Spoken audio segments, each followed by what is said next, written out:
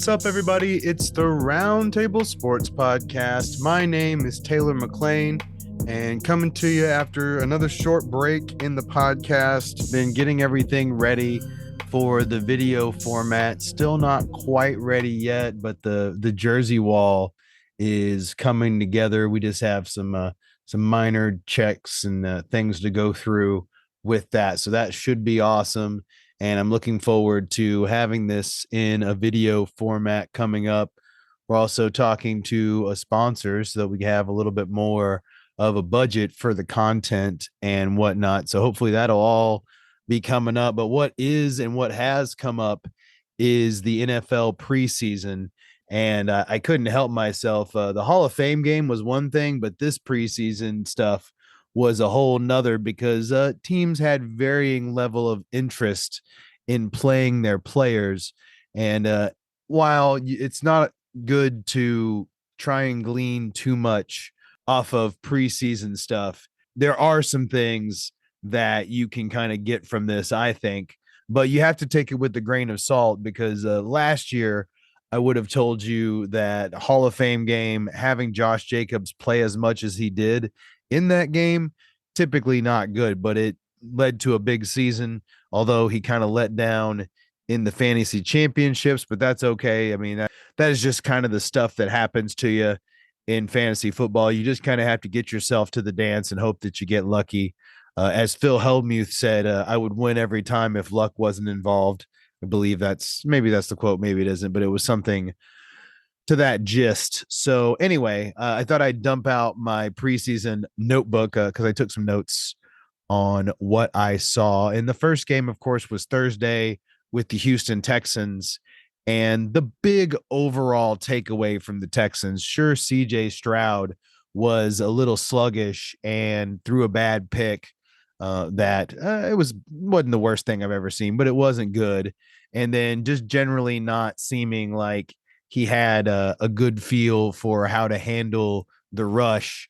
And because every play is two plays in the NFL, there's the intended play. And then when the intended play inevitably breaks down, you need to have a second play in mind. You have to be able to improvise, and you have to be able to make things happen with your legs. Now, CJ wasn't the overarching thing. It was actually the big thing was that the Texans came out in a full Shanahan looking scheme. And that's exciting, or should be exciting, for Texans fans, because I think that's a big deal for them going forward to have a Shanahan scheme to kind of work around. It'll probably depend on how creative Swoek is able to get with the scheme. The main thing is that you're running it, and that I think that's a scheme that CJ Stroud can be successful with when they're running all of their starters out there. We only got a little taste of Nico Collins. We didn't get to see Dameon Pierce. There were plenty of linemen that didn't play. So I think we're going to see more from this offense when we have our most bossy weapons out there. But outside of Nico Collins and maybe Tank Dell, who Tank Dell definitely looked like a solid contributor, I don't think that they have a ton of talent there. Robert Woods looked pretty banged up last year and looked like he might have lost it, but that's how most people look in the Tennessee offense. So that could have been a mirage. We'll see. And then outside of that, Dalton Schultz, that's fine. He's okay and good, but not great. And then I think Dameon Pierce is really going to be great. We'll get into that. But I think when CJ has the full complement of weapons, he's going to look a little behind, but in a Shanahan scheme, I think that he can get by and deliver the ball on time. It's going to be a little bit like Jared Goff, which is a scary sentence to say for Texans fans. But I mean that in that I think he's going to really be able to deliver the ball on time when the play goes as intended. I just don't think he's going to have a lot of improvisational skill. I think that's going to take a little time because he just hasn't had to improv as much in his career. And I don't think that's his strong suit, but he has plenty of speed. That was one thing that came up in the game for me and that's one thing I want to see from every quarterback when I first see them is, how do you look in a scramble? Are you above the Jared Goff line, where you could get away from defensive tackles. So Jared Goff doesn't even get away from defensive tackles. Okay. That's the line. CJ Stroud can absolutely get away from defensive tackles. It may take him a little more runway to get going than your smaller quarterbacks with smaller strides, but CJ has big, long strides and he can cover a lot of ground. And he's fast enough where he can get away from slower defensive ends. Maybe not the elite class. I think the elite class is going to chase him down, especially in the linebacker class. Like he doesn't have the type of speed, not even on a Patrick Mahomes level, where he can kind of outshift and outmove some of those guys. He's not incredibly shifty, although he's not a dud there either. So there's going to be some running opportunities there, and there's going to be some bootlegs, with the zone scheme. That's inevitably a big part of it. And I think CJ can execute that. I think he's going to have a number one receiver in Nico Collins, who, while he might not be a high end number one, I think he's probably better suited as a really good number two. I think that he has the physical profile to be able to at least do a nice facsimile for what they need from the Shanahan offense, because you need one receiver to kind of funnel it through, and then you just have some peripheral weapons after that, a tight end that can both block and catch, and then you need a really nice one-cut running back that has plenty of speed and power, and I think they have those things. So I think CJ can be successful. It's just he's going to look behind. Always remember that up until Jameis Winston reset the interception record, Peyton Manning held the interception record in his first year. So it's going to look rough at times, like the interception, like the sacks he took, for sure. And let me say, the Patriots, especially in their second team, had a really strong defense. And if that is any indication of what the first team defense is going to look like, that's a good sign for them as well. So I think that can be a big thing for both the teams. And that was my biggest takeaway from the Patriots, is that they looked pretty good on offense, and that Bailey Zappi definitely looked like the backup. I don't think there's going to be any question there. He looks like a very capable backup. Like he'll come in and win you a game or two maybe, but overexposure and having to rely on his arm to move the ball down the field, I think would be a problem overall. On the Texans, on the defensive side, they looked coordinated. And overall, I thought it was promising for both sides how well coordinated they were. That was the other big takeaway for the Patriots, was that I felt like Bill O'Brien had a more professional scheme going, even though we didn't get to see it with really anybody of note, even though I did like Pierre Strong, and Tyquan Thornton did make a couple of plays. Hopefully Tyquan can find his way into the third receiver slot for the Patriots. But we'll see if that happens, if he's able to overtake Kendrick Bourne, who doesn't have nothing himself. Also, of note, it does look like it's going to be Devontae Parker as long as he lasts, and Juju Smith-Schuster out there. So definitely that looks like the situation. Wide receiver, we'll see if Kendrick Bourne ends up being the third one, or if we end up seeing more Mike Gesicki in that role as well. I think that's also on the table. But once again, they didn't play as many people as the Texans did in their first team, so not as much to glean. Same thing with Seattle and the Vikings. Quarterbacks were not on the field for this one at all. The couple of things I did see was Ty Chandler definitely looked like he was good to go as a second running back and first running back in a pinch.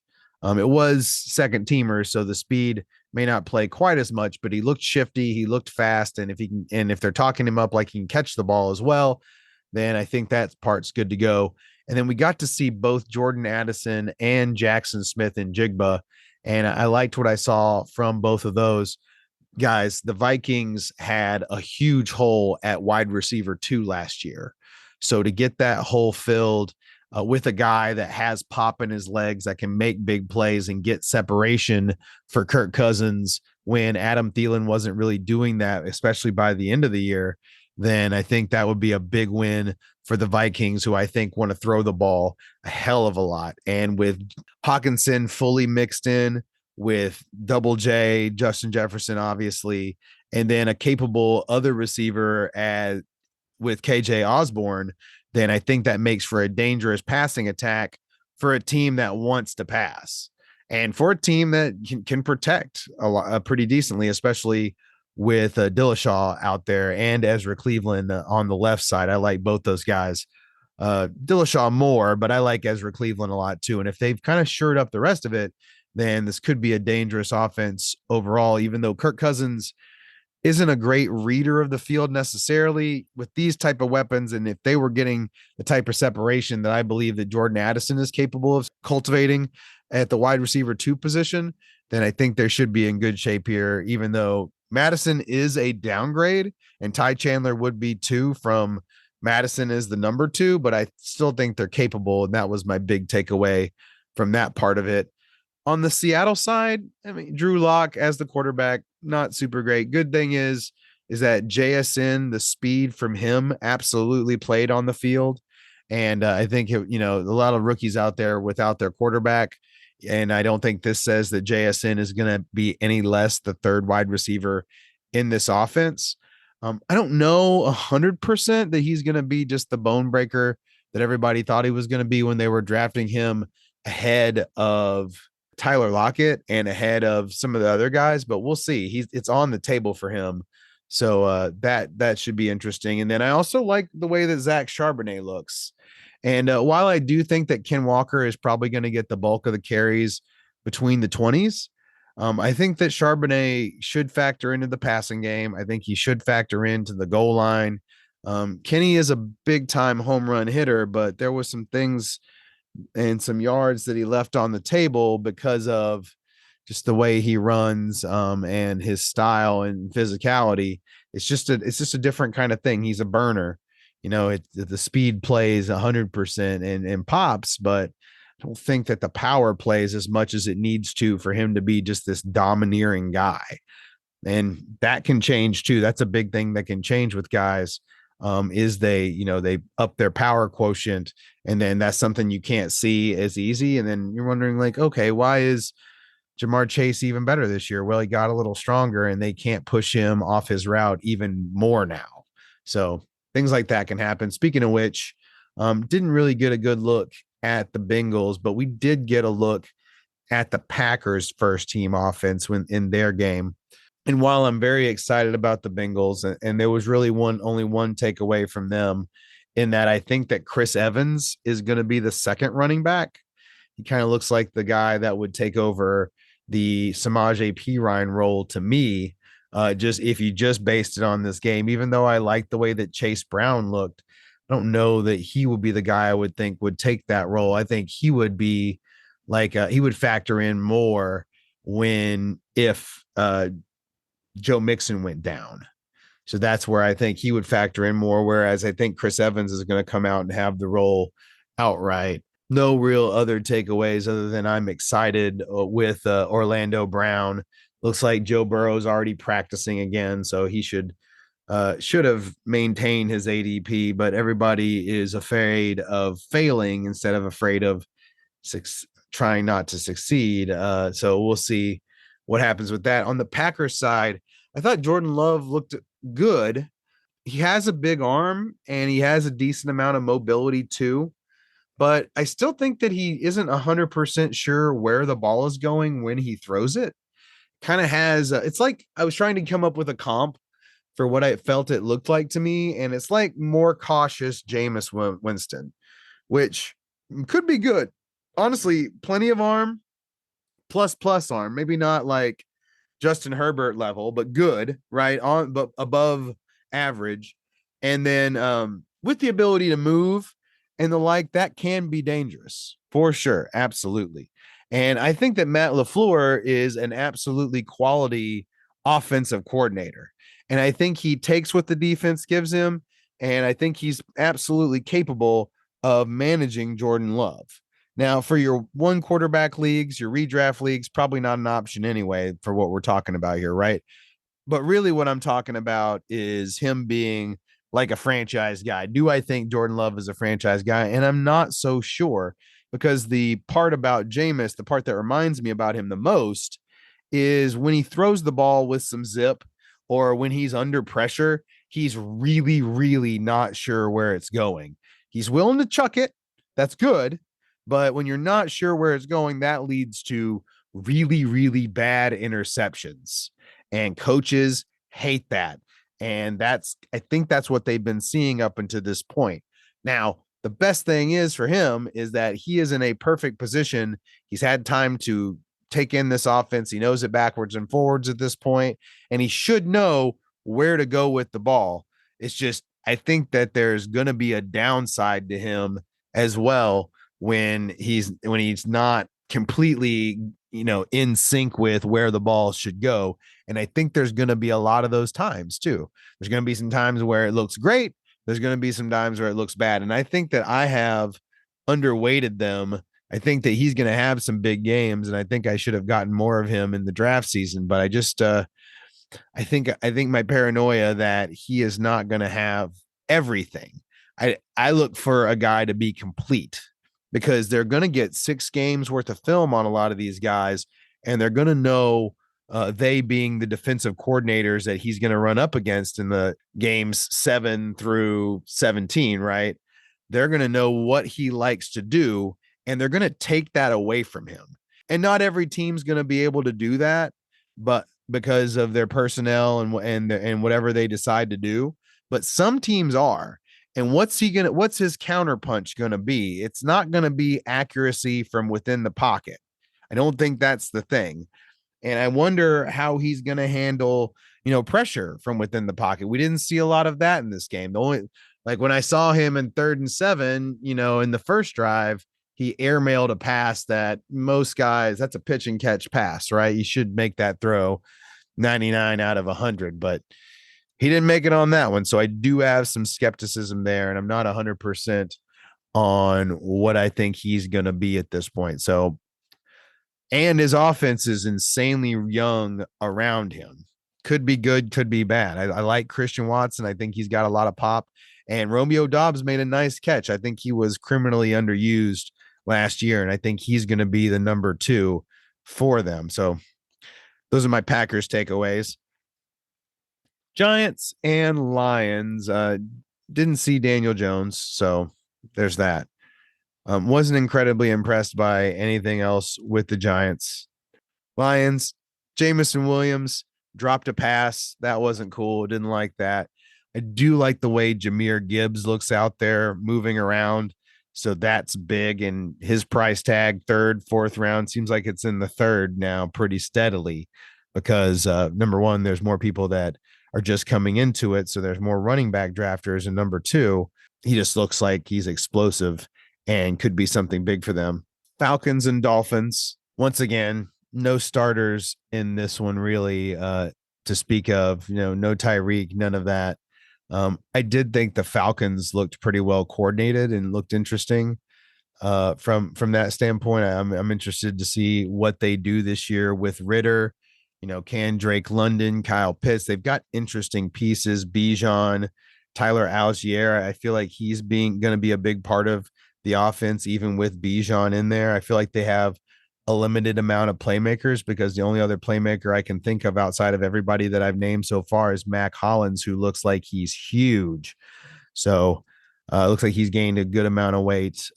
Guessing he's taken a steroid test or 2 to this point. But all these NFL guys now, if there's somebody's big in the NFL now, they're doing it naturally because they're doing so much testing and the like. So that's cool to see somebody like Mac Hollins come out with a chance to really seize the wide receiver 2 role like that and really do something with it. The one cool thing that I saw with the Dolphins, actually, there was one uncool thing and one cool thing. The one uncool thing was that I saw Myles Gaskin out there a lot.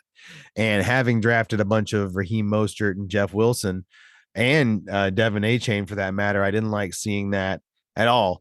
What I did like seeing was Devin Achane being used so much in the passing game. He didn't look great between the tackles, even though he looked like he had a little bit of pop there. But he looked great in the passing game and looked like they were going to rely on him in that way. And if they do, he's got a lot of speed. You get him on the outside, and he's trouble for people to keep up with. Like, maybe if you get a hand on him, fine, but it's going to be tough to get a hand on him in space. And Mike McDaniels is one of the guys that I count on to get fast people into space. Like he's one of the best at it.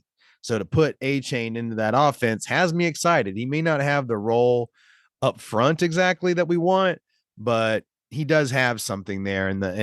Like I said, it may not be right up front, but if you're playing for the playoffs, that might be something to look into going forward. Like maybe let somebody else draft him. Maybe he doesn't play good up front, and then you make a trade for him or you pick him up off the wire, and then he ends up playing well down the stretch. I could see that as a totally bit real thing. Or, with this type of performance, with this type of weaponry, when they know they're going to put their running back out into a route, he might be the one that's out there because of his speed and because of the way he was getting open out there. So that was definitely my big takeaway there. Steelers Buccaneers was insanely interesting to me. First of all, Kenny came out there, Kenny Pickett, and had an amazing first drive, hit Deontay Johnson 3 times, hit Freiermuth on a nice pass, and then George Pickens house one after getting a nice pass from Kenny for the touchdown. It was super encouraging. The offense looked insanely sharp, and it's something that I've kind of been drafting towards, that Kenny Pickett is going to be better and that George Pickens is going to be better and the offensive line is going to be better, so that should raise the ship of everybody on this offense and Kenny Pickett, who in turn I think will have made strides after getting so many starts in his rookie year. I think everything will have slowed down.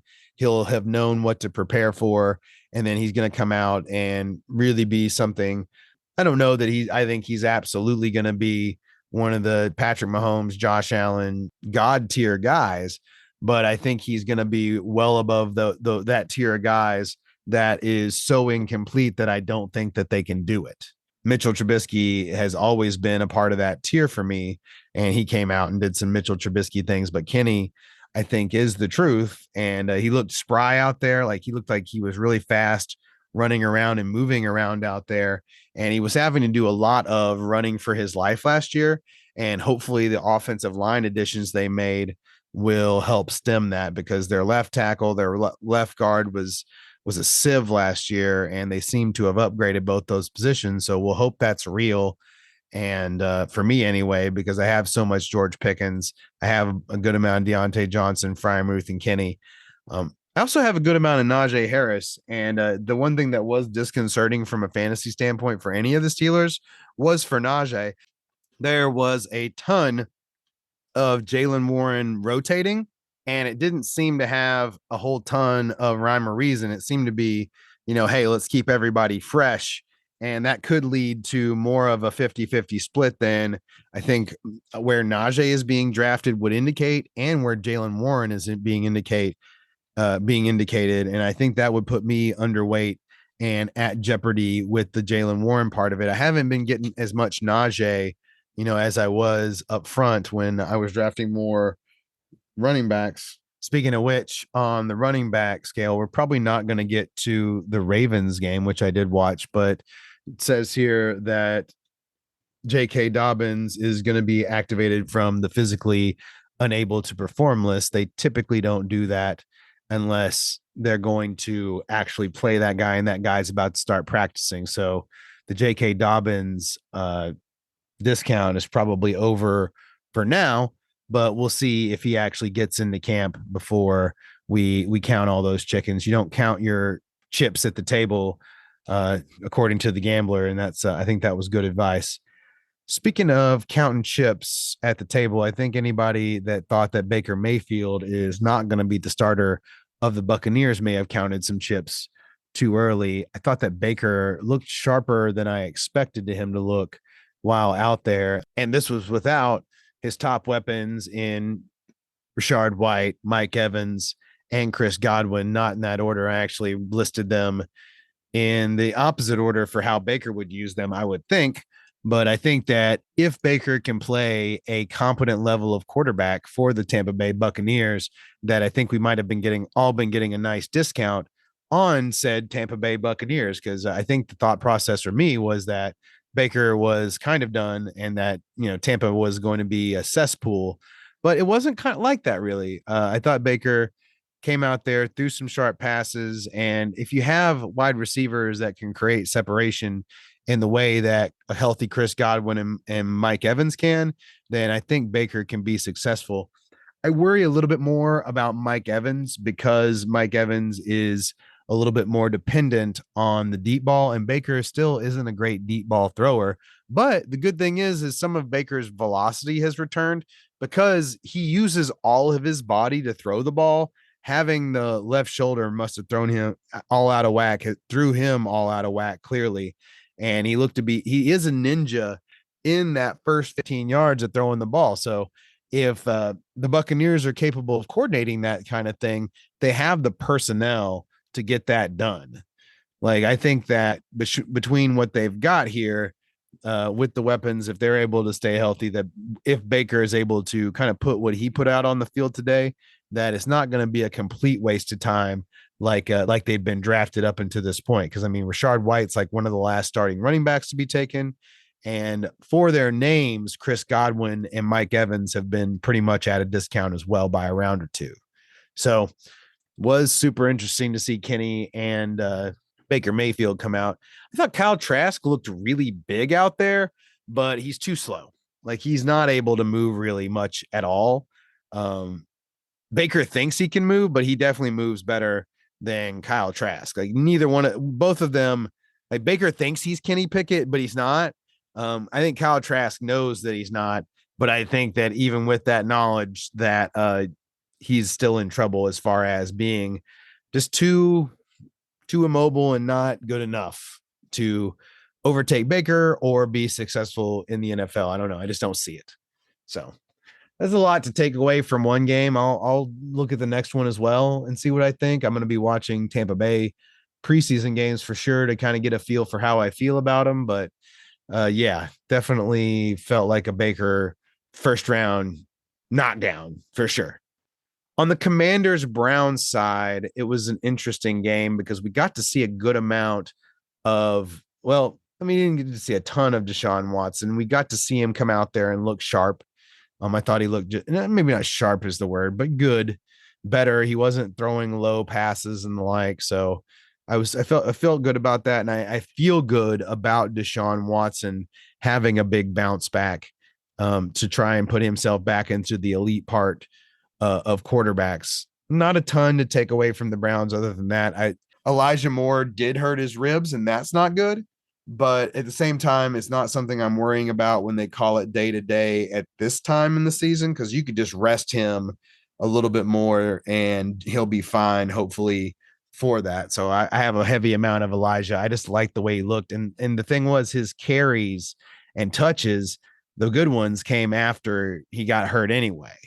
So I thought he looked explosive after the ribs, so should be fine. And as far as the rest of the Browns go, we didn't really get to see a lot of the rest of it, so reserve judgment on that. But I think that between Elijah, Amari, Donovan Peoples-Jones, and Njoku, and of course Nick Chubb, that's a pretty elite skill position to have around Deshaun Watson. And then you've also got pretty good linemen as well. Hopefully the linemen are able to stay healthy this year and they're able to have some continuity there, because that can make this offense really explosive. On the Commanders side, like I said, lots of interesting stuff here because we got to see so much of Sam Howell and Jacoby Brissett. I thought they both looked good in their own way. I think that Sam Howell has a big arm. Once again, kind of in that same Kenny Pickett, but maybe below Jordan Love or at the Jordan Love level, where it's got some pop, but it's not the big arms. Hitting all the parts of the field, not worried about that at all. And then I like him running. He can run. He has above him and Kenny are kind of about the same speed, where it's a plus thing when they're out in open field. He's not as shifty as Kenny, though, so he might be a little bit more prone to taking hits, but I do like the way he runs for a fantasy perspective as well. The only thing is for him, he seems a little jumpy inside the pocket. Like, I worry if he got the Kyler Murray and someone was able to defensive end contain him and make him play from within the pocket all the time. I feel like there'd be some mistakes there. And I think that he's making some of those mistakes in practice as well, because if he wasn't, I think that the Commanders would have already come out and named him the starter I think they'll probably start with him at the very least, but I think there's a pretty good chance that we could see Jacoby Brissett at some point too. So I definitely think that's something to look out for going forward is will Brissett be the starter or will Sam Howell be the starter? Ron Rivera's job is definitely on the line. So he needs to play this right with ownership, whatever they decide on that end. And so that part should be interesting as far as who gets starts. But my thought process is he's not going to have a long leash for a whole bunch of BS. He needs to show out strong here. And I think Jacoby Brissett gives him the best chance for that because Jacoby was a little bit more in the pocket. He has seems like a better understanding of the offense and, can still move and can play a more consistent form of quarterback for you. And I think overall that's going to get the Commanders farther than what they're going to get from Howell if he's not, rock solid in the decision-making part of it. That'll be the question. I'm interested either way. I'll be watching the preseason pretty heavily because I got to think with this battle going on that we're going to get a lot more taste of them. And that's exciting. Speaking of tastes, I got a taste of Russell Wilson and the Cardinals quarterback situation as well. And I had some thoughts. Russell Wilson played like the whole first half. So we got a big taste of them, and it was not pretty up front. The Cardinals were getting after him, and I don't think it pretends well for how the line is going to come together for the Broncos, but it was the first game. So we're going to give them a mulligan on that part of it because they do have some people that can play the positions they are asking them to play for sure. But it all has to come together as a unit and with the quarterback and with all that stuff. And it looks like we're still a work in progress on that. And it speaks well to the Cardinals getting after it on defense and a bunch of people trying to earn some jobs on the Cardinal side. But it did come together eventually. And I had some takeaways from how the receivers are going to be used. First of all, I think Jerry Jeudy is going to be targeted often by Russell Wilson, and we're going to see a hell of a lot of targets to Jerry Jeudy that I think he'll convert a good amount of. He's a good route runner. He's explosive. He's got good hands, even though he has some dropsies or had a bad drop in this game. But right after that, he ended up scoring the touchdown. I think there's going to be a lot of slants. I think there's going to be a lot of Michael Thomas to the game, to the role. And I think that it's something that Jeudy and Russell are capable of taking advantage of and will have to take advantage of to be successful in the current state of Russell Wilson. Because I don't think he's still at his peak. I think he's like at like 95%, which is still great. But when you lose that first half a step, that is something. And we saw that last year. He doesn't have quite that same ability to run away from people or the willingness to do so. But the good news is that Sean Payton is absolutely capable of, taking that away and making it easier for Russell and easier for the offense. And I think that's something we're going to see here for Jeudy and for Russell. We just didn't get to see it. It's just not going to be overwhelming. Like, I don't think this is going to be Drew Brees in his prime stuff here. Okay. But I think it can be a facsimile of that is still absolutely valuable for where the pieces are being taken. Cortland Sutton also looks like he would have been a value because it does look like he's going to be the number 2. And then the number 3, even though he was the second tight end, like Adam Troutman was out there in all the base sets and the like, I think we're going to see a lot of Greg Dulcich still because I think he's the de facto third wide receiver and second tight end. Like, I think even though he wasn't targeted, we're still going to see a good amount of him. Like, I think buying him at a dip from where he had been, like in the 14th round kind of thing in your best ball drafts, I think that still could be valuable because I think he's going to get a lot of the routes that are going to be out there. Now, Jeudy and Sutton are going to get most of the targets, but I still think he can be the third, even though he might not be out there as much as he would be if Adam Troutman didn't exist. And we were just talking Greg Dulcich as the base tight end. But I also don't think that he's going to have to do as much blocking. And I think there is going to be a decent amount of tight end blocking that has to be done because of the state of the line and the like. So I think there is still some positive for Dulcich, even though Troutman definitely looked like he was going to be way involved here. On the Cardinals side, the big takeaway for me was that I liked Clayton Tune a lot more than I liked Colt McCoy just from an entertainment standpoint. I'm sure that Colts is more safe and would deliver the type of offense that would be terrible to watch, but wouldn't turn the ball over quite as much as Tune would, or would be a little bit more on time and all that stuff. But I think Tune has something, like, as far as like maybe being a high end backup or something along those lines, because I think he can move and I think he has more pop in his arm. He's just a rookie still. And I think that would be entirely more entertaining than watching Colt McCoy go out there. Because the sense I got, the biggest thing about the quarterback sense was that Kyler Murray didn't seem like he was engaged at all. And that's kind of what it looks like when you're not close to playing. It seems like that's kind of my takeaway. I don't know. Maybe I'm fooling myself and maybe I'm talking myself into that. But yeah, it didn't seem like a great sign to me when Colt and Tune are talking about all the quarterback stuff, and I don't see Kyler anywhere. Now, it could be just because he's short and I didn't see him, and that was the way the camera angle was, but that's what I saw there. All right, I'm going to keep going. I'm not going to go do the Ravens, Eagles, Cowboys, Jaguars, Rams, Chargers, and then the Sunday games. I'm going to do the other three real quick. All right, so Colts, Bills. Anthony definitely threw a bad interception, but my biggest takeaway was he looked really fast out there for a guy that looks huge. Like, he looks absolutely massive in a Josh Allen way, but he's got more pop in his legs, and he has a really good amount of pop in his arm too. And this could be like a Josh Allen type situation. He sounded articulate when I heard him talk. He threw a bad picture, but he was dropping it off and throwing some good balls. And I think that it's going to be a roller coaster ride, but I think Anthony's going to be a lot of fun, and getting Pittman out there with him. I like Pierce as the number 2. I think he's going to make some plays, and Josh Downs and all that they're going to have. And then they don't even have Jonathan Taylor, who the coach said he's hopeful to get him practicing here pretty shortly, which was the most exciting news we've had come out of the Colts in some time. So I think there's something here to this Anthony thing, and hopefully there's not quite as much further. You see the interception and you don't see the size. You don't see the drop from a beautiful touchdown pass that should have been caught. I mean, or could have been caught. There's all this stuff on the table for Anthony, and I was not encouraged by any of it. The interception was one thing. That just means he's willing to go for it too. He's willing to throw it up. That might make him set the interception record, but hey, I don't know. I think there's definitely something here. Of course, we didn't see Josh Allen on the Bills side, so not much to glean on that part.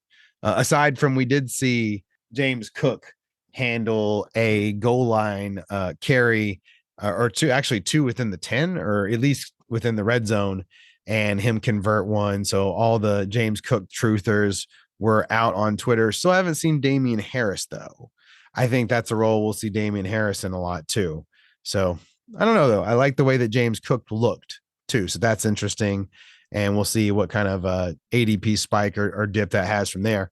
Speaking of ADP spikes, there's definitely been one from the DJ Moore and Justin Field touchdown. And then of course the Khalil Herbert touchdown from Justin Fields, where he threw it like a total of like 0 air yards, and definitely got 2 massive touchdowns. It was cool to see though. And it does underline the DJ Moore, Justin Fields. Justin might be a better passer. Like, everybody's feeling that. And maybe there's a bunch of haters out there that aren't, but I think Justin's going to be better this year. I think there's going to be better offensive line play in front of him. And I think that there's going to be better play from the wide receiver position. Having DJ Moore puts everybody in their appropriate position. Darnell Mooney, number 2, with Clay, kind of number 2 wide receiver, that both offers different things in the short and long games. Clay with the size, Darnell Mooney with the speed. And then we've seen that Cole Kmet is absolutely capable of working the seam. Now you're not relying on no-name guys. Now you have actually quality guys around Justin, who looks like he's been working on his footwork and could be a well-improved passer this year, on top of being a dynamic runner. And that's a devastating combination for fantasy football. So I'm way in on that. And now the secret's out in the fantasy drafts. I saw some like Lamar Jackson goes in the 3rd round of a lot of these drafts. Justin Fields went right after him a bunch of times after this play happened. So overreaction for sure. We're all dying for information. And hopefully that's why you're listening to this, is because I'm kind of dumping my purse out on what I gleaned from all of this. But anyway, I just thought that was interesting. I also like the way that Tajay Sharp looked. I thought that was interesting. So he has some pop as a running back two for the Titans. Obviously Derrick Henry's a beast, and I wouldn't want to bet against him, but it doesn't seem like betting with Tajay Sharp would be a crazy mistake either. Not a lot to glean on the skill position from the Titans, but it was interesting to see Malik Willis and Will Levis go out there. They both had some strong points and they both had some weak points. Malik Willis looks like he's improved as a passer, but I don't know that he's devastating. And I saw Will Levis make some plays, but he didn't look like he was ready to. Neither one of them looked like they were ready to take over either. It kind of looked like a pretty even battle to me. I did see some things I liked from Will Levis, though. He had plenty of pop in his arm. He had plenty of speed in his legs. It wasn't all the decisions weren't there for sure. He's got a long way to go on that part of it, but I saw some NFL skill there. And then with Malik improving as a passer, the running ability then becomes not everything. It becomes a big thing.